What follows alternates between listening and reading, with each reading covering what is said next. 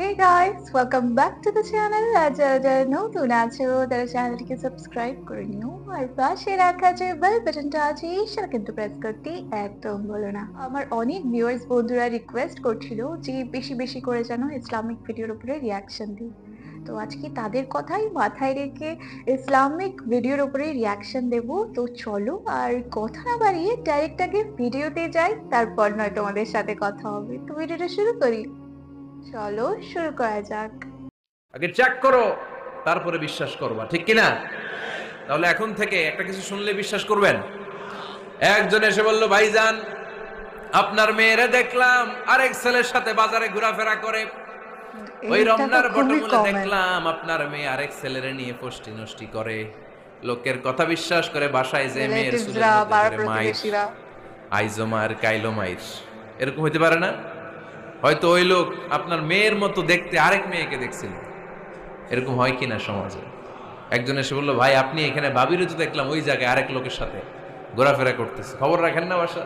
আপনি রেগে মেগে, ঘটনা কি? আমার খেয়ে আমার পরে আরেকজনের সাথে, যে এই বাড়িতে যে মায়ের কোনো কথা নেই। দেখবেন যে ছোট্ট মারামারি থেকে এই ঘটনা অনেক সময় বিচ্ছেদ বা ডিভোর্স পর্যন্ত গড়ায়, ঠিক কিনা? ওই যে শোনা কথায় কান দিছেন, ফাতাবাইয়ুন, আপনি চেক করেন নাই।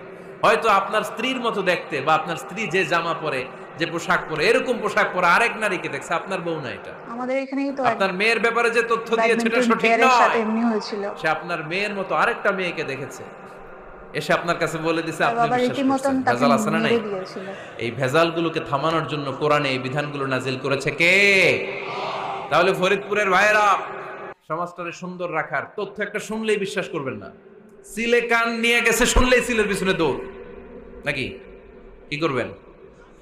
আগে কানে হাত দিয়ে একটু দেখবো কান দুইটা আছে না নাই, তারপরে চিলের পেছনে দৌড়াবো। তাহলে এখন থেকে আমরা তথ্য একটা শুনলেই বিশ্বাস করব। একদম তাহলে কি করবেন? বলতে হবে কি করবেন? যাচাই করতে হবে আগে। যাচাই বাছাই, জাস্টিফিকেশন অফ দ্য নিউজ। কোন নিউজ জাস্টিফিকেশন ছাড়া আমরা প্রচার করব, বিশ্বাস করব, শেয়ার করব না। এখন তো এইসব আল্লাহ জিনিসই বললেন, ফরওয়ার্ড ইয়া হতে থাকে হোয়াটসঅ্যাপে। আইয়ুহাল্লাযীনা আমানু লা ইয়াসখর কওমুম মিন কওম, ওহে আমার ঈমানদার বান্দারা শোনো শোনো, খবরদার কখনো কোনো মুমিন বান্দারে ঠাট্টা করো না, অবজ্ঞা করো না, ঠাট্টা করো না। তার মনে কষ্ট হয় এমন কোনো কথা তারে বলো না। নেভার স্কপ অফ এনিবডি, কাউকে নিয়ে ঠাট্টা করবেন না। তার দেহ নিয়ে, তার আকৃতি নিয়ে, তার বংশ নিয়ে। এক লোকের বাবা ছিল চোর, কিন্তু তার ছেলে অনেক ভালো। আপনি কি তারা বলতে পারবেন তুই চোরের ঘরের চোর?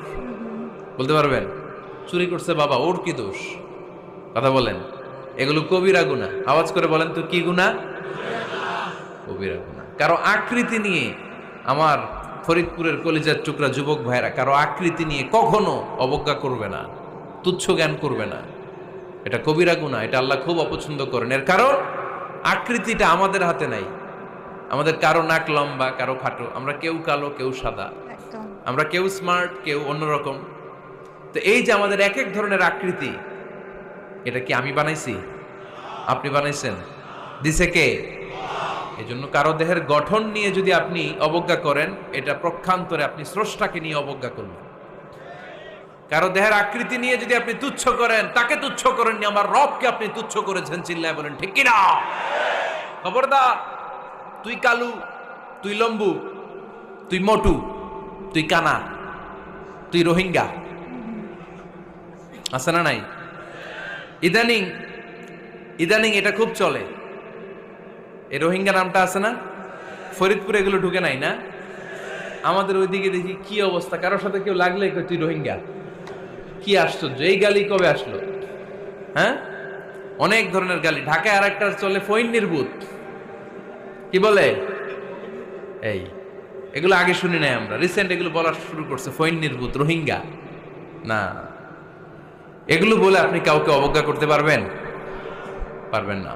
খবরদার, এটা কবিরা গুনাহ, এটা ছোট গুনাহ মনে করবেন না। সুন্দর কথাগুলো বলছেন। কারণ আকৃতি নিয়ে তুচ্ছ করা যায় না, কারণ আকৃতি দান করেছে কে?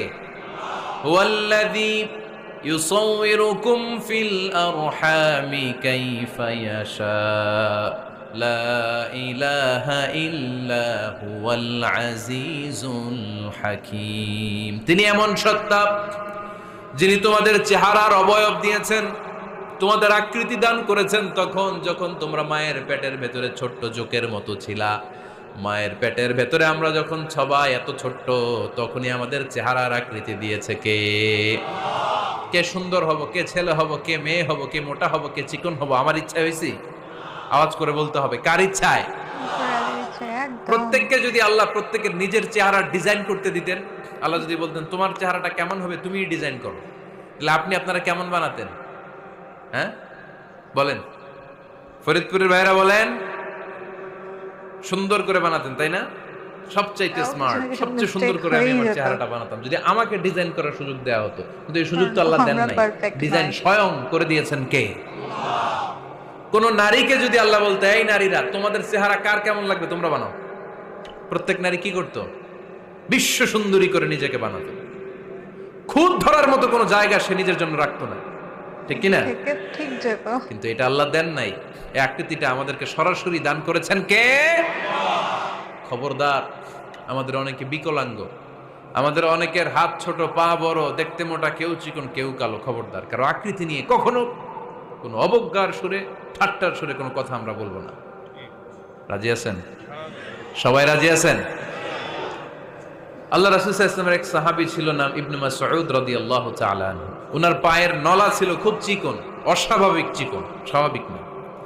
তো উনিও এটা ঢেকে রাখতেন, দেখাতেন না কাউকে। একদিন উনি খেজুর পাড়ার জন্য খেজুর গাছে উঠলেন। খেজুর গাছে ওঠার পরে নিচ থেকে সাহাবারা পায়ের চিকন নলা দেখে ফেলছে। দেখে সবাই হাসি, সবাই হেসে কুটি কুটি। বিশ্বনবী বললেন, হেসো না, খবরদার, আমার ইবনে মাসুদের পায়ের চিকন নলা দেখে হেসো না। আমার ইবনে মাসুদের এই পায়ের চিকন নলা যদি মিজানের পাল্লায় উঠিয়ে দেয়া হয়, কিয়ামতের দিন উহুদ পাহাড়ের চেয়েও ভারী হয়ে যাবে। খবরদার, আমার ইবনে মাসুদকে আমার আল্লাহ অনেক পছন্দ করে, তার পা চিকন দেখে তাকে তুচ্ছ করো না। আল্লাহর হাবিব সাল্লাল্লাহু আলাইহি ইসলামের 11 জন স্ত্রীর মধ্য থেকে একজন স্ত্রী ছিলেন একজন স্থূল আকৃতির, অবিসিটি ছিল, একটু মোটা।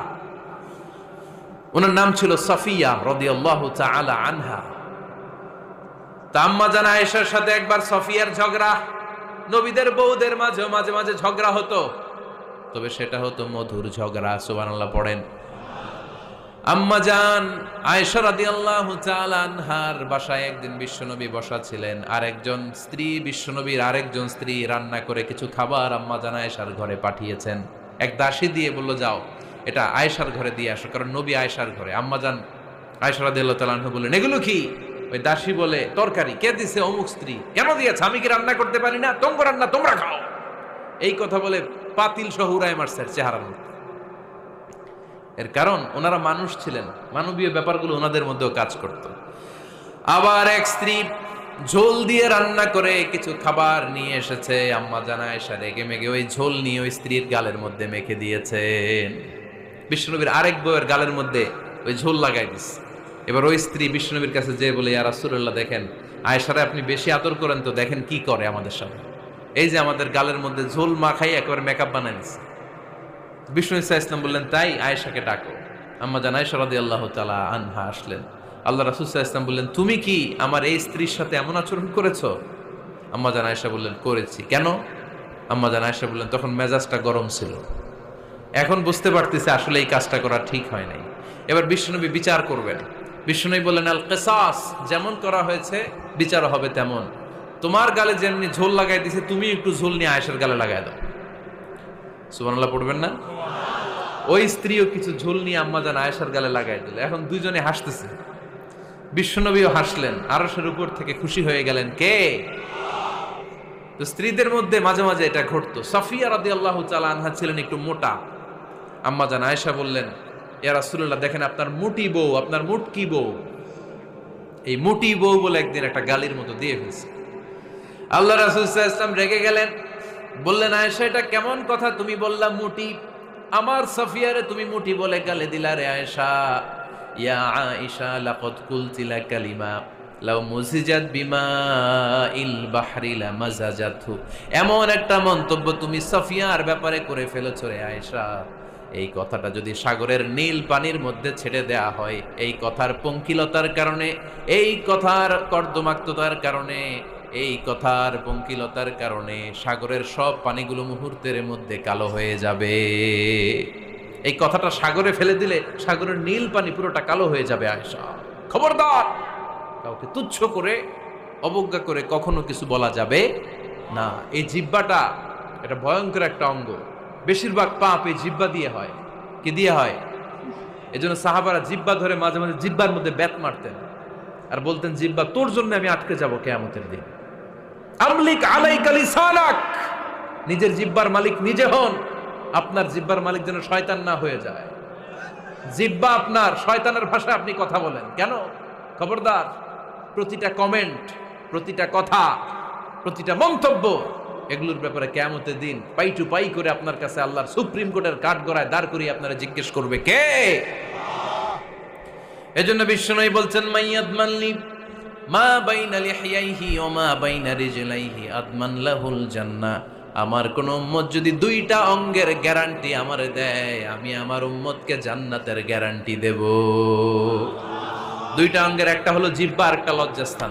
দুই চোয়ালের মাঝে যা থাকে লিজ্জা, জিহ্বা, আর দুই পায়ের মাঝখানে যা থাকে লজ্জাস্থান। এই দুইটা অঙ্গের গ্যারান্টি যদি বিশ্বনবীকে আপনি দেন যে নবী, জিহ্বা আর লজ্জাস্থান এই দুইটা অঙ্গের কোনো পাপ আমি করব না, নবী বলে আমি দুনিয়ায় তোমার জান্নাতের গ্যারান্টি দিলাম। এজন্য জিহ্বাটার খবর আছে না নাই? খবর আছে। মা ইয়ালফিযু মিন কাউলিন ইল্লা লাদাইহি রাকীবুন আতীদ। যা মুখ দিয়ে বের হয় লিখে রাখার জন্য দুইজন ফেরেশতা রেডি করে রেখেছে কে? চিল্লায় বলেন। যতদিন আমরা বেঁচে থাকবো ততদিন থাকবে আমাদের কাঁধে। আমরা মরে যাবো, এই ফেরেশতারা উড়াল দিবে, ঠিক কিনা? দুই কান্দে জি ছিল যে তোমার দুইজনা পাহারা, তোমারে একলা থইয়া পালাইছে তাহারা। তোমার আট কুঠুরি নয় দরজা বন্ধ এবার হলো রে হলো, মুখে আল্লাহ রসুল সবে বলো, ও মুখে আল্লাহ রসুল সবে বলো। দুয়ারে আইসাছে পালকি নাই হরি গাও তোলো রে তোলো, মুখে আল্লাহ রসুল সবে বলো, ঠিক কিনা? এজন্য সাবধান। আমলিক আলাইকা লিসানাক, নিজের জিহ্বার মালিক নিজে হন। মন যা চায় মুমিন তখন ইচ্ছা মতো মন মতো কোনো মন্তব্য ছুটতে পারে না। বিশ্বাসী বলে যদি নিজেকে দাবি করে, নিজের জিহ্বার মালিক নিজে থাকার দরকার আছে না নাই? ওনার কথাগুলো সত্যি আমার খুব শুনতে ভালো লাগে। একটা স্ট্যান্ডার্ড থাকে কথাগুলোর। আমি অনেক বাংলাদেশের ইসলামিক স্কলার যখন সার্চ করি দেখি, কিছু জনের কথাবার্তা আমার ঠিক পছন্দ হয় না, আমার ভালো লাগে না যেইভাবে ওনারা কথা বলেন। কিন্তু কিছু কিছু ইসলামিক স্কলার আছে যাদের মধ্যে একটা স্ট্যান্ডার্ড আছে আর শুনতে ভালো লাগে, আর অনেকে হয়তো রিলেট করতে পারবে এমন এমন ওনারা কথা বলেন। যেমন আজকে যে উনি কথাটা বললেন বডি শেমিং নিয়ে, সেটা এখন মনে হয় ট্রেন্ডিং এ আছে, কিন্তু আগেও ছিল এই জিনিসটা।